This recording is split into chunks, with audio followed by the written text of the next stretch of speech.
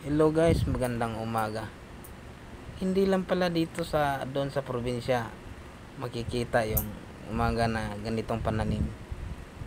Meron din pala dito sa Manila. Basta may lupa, pwede ka na magtanim. Ang pangalan ng dito, meron ditong okra o merong patola. Meron ding anong tawag diyan? Ayun oh.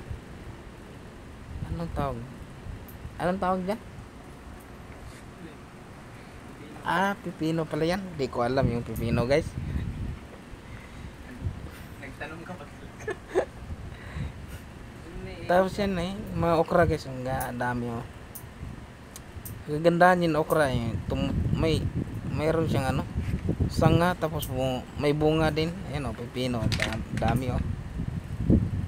Kakaiba yung pipino dito guys kasi sobrang tamis. Bakit kaya matamis guys? Sobrang tamis talaga nito, promise.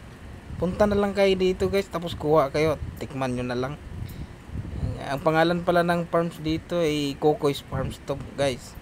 Ito maganda tingnan nyo guys yan sobrang taba talaga to guys kasi malapit sa CR ayun ayan, ganda.